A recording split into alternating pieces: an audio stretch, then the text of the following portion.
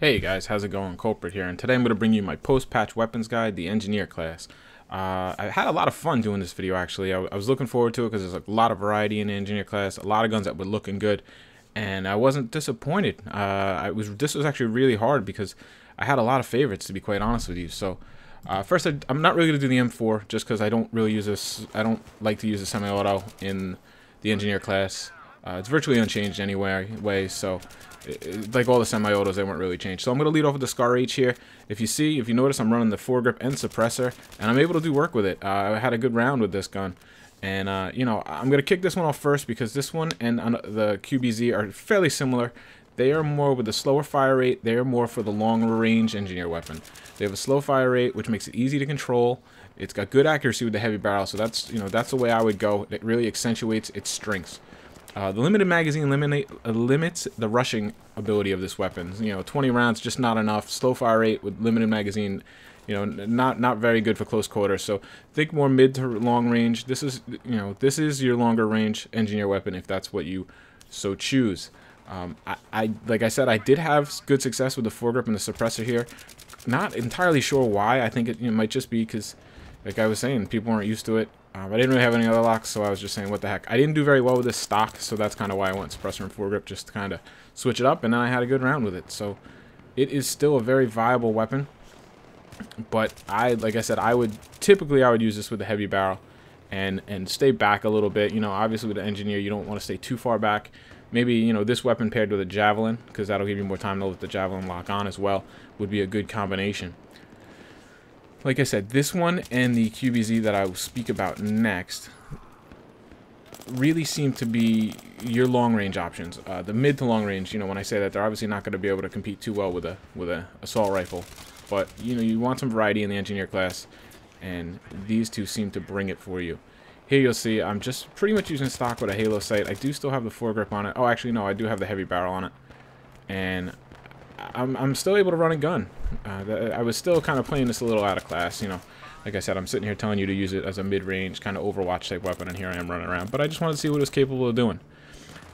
So now we're going to go into the QBZ 95B. I have actually never really used this weapon, so I'm not fully educated on it. So if I'm wrong, don't hate me for it. As you can see, I have the iron sight still on in this little clip. This gun also has a pretty slow fire rate, so that lends itself more towards the Scar H type, where it's better suited for long range, makes it a lot easier to handle. It does have the built-in foregrip, which I wasn't really able to determine if that is, do you get the accuracy penalty from that? I wasn't sure. I need to do some more testing. I probably will play with this weapon a little bit more. But here, it's clearing buildings in Metro. You can see it can handle itself close quarters, but I just feel like it is better suited for mid to long range, just like the Scar. Because of that, I would probably go more with the heavy barrel setup. You don't have the foregrip option because it already has one naturally. So right there, you're able to hit a guy moving pretty easily. Burst fire mode, heavy barrel. That's the way I would go with this one. And again, like I would definitely complement its strengths. Don't take a mid to long range carbine and try to make it, close quarters, room clear. Don't do that. Use a different gun for that. Take what it's good at. The slow fire rate, easy to control, keep on target. Slap a heavy barrel on it, because what that does as well is that with this gun especially, it increases its bullet velocity.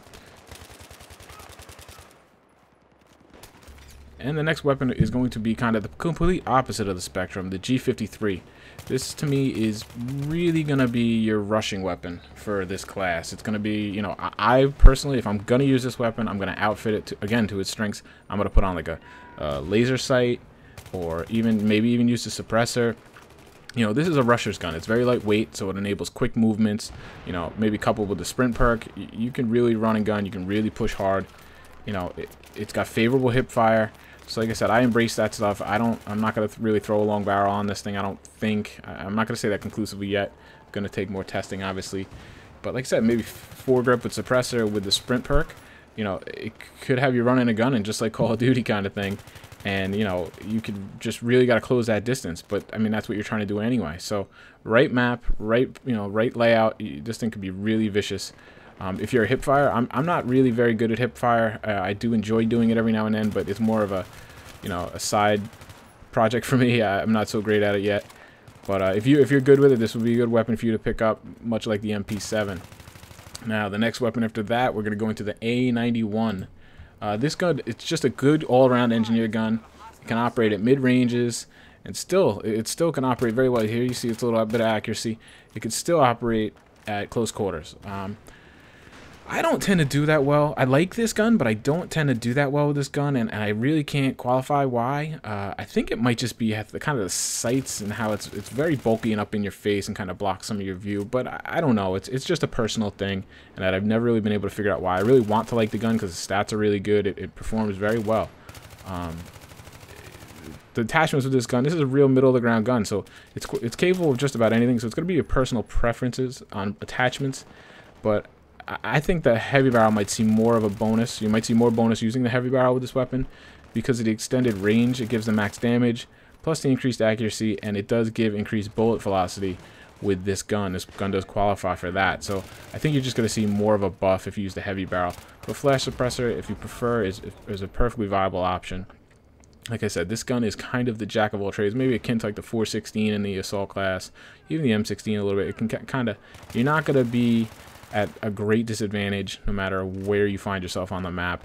It could pretty much play just about any map. So this is one kind of the middle ground template where you can customize however you see fit. I mean, I could see you putting a laser sight on here as well, running and gunning. So, you know, it's fully capable. The next weapon is going to be the SG553. This is one of my new favorites since the patch. You know, I didn't really touch it before the patch. I really love this gun with the flash suppressor. It's almost like a shortened rifle, if that makes sense to you.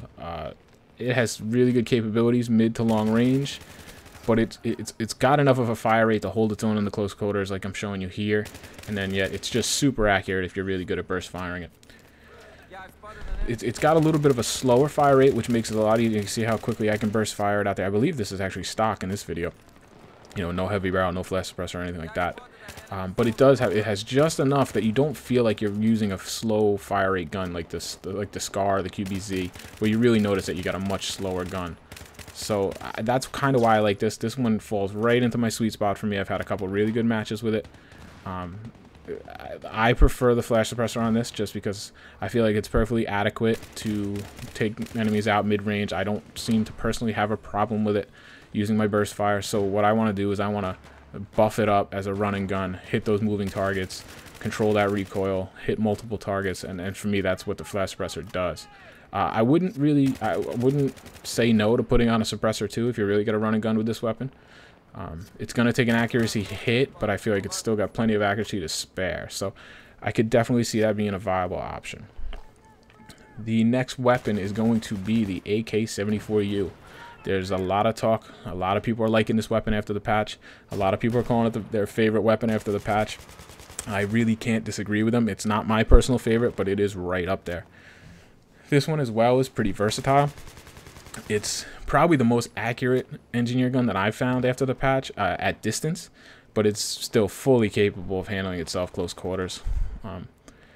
I think this one performs the best with the heavy barrel equipped. It's just super accurate.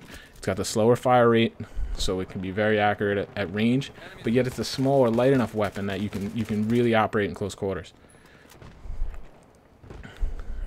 You can use the foregrip with this. I've kind of gone both ways with the foregrip and the heavy barrel, but I've also had just as good results without the foregrip. So it's going to be a matter of what you prefer. I've had some frustrations at times without the foregrip. I've had frustrations with the foregrip, so I can't quite lock down exactly my configuration I like yet. It's still a work in progress, but I've seen some really good games with this gun since the patch, and it really kind of impresses me because of that. So I'm going to continue absolutely to use this gun. I enjoyed it before the patch as well. So now to see it really kind of take into its own, it's pretty good to see. So you see me doing some funky little run around. Damn light pole.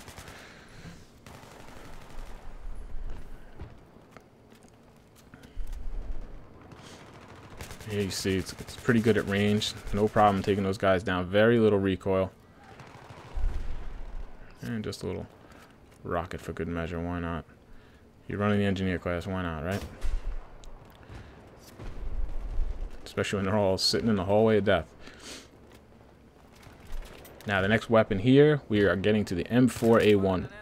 This was easily my favorite weapon before the patch in the engineer class, and it remains right up there as my number 2. It might have something to do, just it's in my wheelhouse. I like the M16, so therefore I'm obviously going to like the M4, A1 I should say. It just feels comfortable to me. It's not as good as it used to be. I think I've kind of could notice that. It seems not to hit as hard, especially when you're using a flash suppressor, but it's much easier to control with that flash suppressor. The heavy barrel foregrip extends the range a bit, but I didn't see a big jump. I didn't see, you know, I wasn't wowed with it. It wasn't an overwhelming amount. So I personally lean towards the flash suppressor because, like I've said many times, I like to run and gun, I like to move around, I like to engage multiple targets. Flash suppressor allows me to do that. The higher fire rate really makes it shine in the close quarters. You know, you've seen me mention the slower fire rates on several of the other guns. I prefer a higher fire rate gun. I'm not crazy like the FAMAS or the F2000, but I do like to have a high fire rate. I'm not super accurate, so I do tend to do a little spray and pray when I have to. So, but with that higher fire rate, it really shines in close quarters, and you know, at the same time with good burst fire, you can have no problem with it taking out targets at longer range. You do get a little bit of that feeling of like the guy's just about to maybe run away because the bullets don't seem to hit as hard as they used to. But as long as you control that burst, you get it on target, the guys are going to go down. And here we go. This is my favorite weapon post-patch. It was one of my favorites pre-patch, but I am just having crazy good games with it post patch. This is the G36C, pardon me, and I'm tearing people up with it. I couldn't really tell you exactly why. It just feels right, and for me, it's all around best gun. It just fits me perfectly, and throw a flash suppressor on there, and I feel unstoppable, and I'm getting very confident. I'm almost getting cocky. It's probably gonna get me in trouble eventually, so I'm gonna have to reel it back. You know, with the heavy barrel, it worked really well for me. It's really just a matter of how you want to play. You know, are you playing on a more open map, more longer map, then throw the heavy barrel on. If you're playing here like SEN, you throw the flash suppressor on. You run around, just shoot people in the back of the head. I don't know that I tried the suppressor because I was just doing well with everything else, so I don't even know if I got that far with it, to be honest with you. You know, I could see yourself doing that, you know, rushing again. That's why I like this gun. It's got a high fire rate. It can be a rusher gun, close quarter gun, but, you know, with a really tight controlled burst, you can take guys out at long range. I mean, at least I can. So it gives me, you know, I don't feel, you know, at a disadvantage at any distance. Like, look here, it's no problem taking guys out at all different ranges. I mean, most of those were mid to close, and just didn't have enough to get this guy down. So to me, this is just a superb weapon. The high fire rate coupled with a really good accuracy, low recoil. I'm just doing work with it. So this is going to win this one. This is going to be my favorite gun.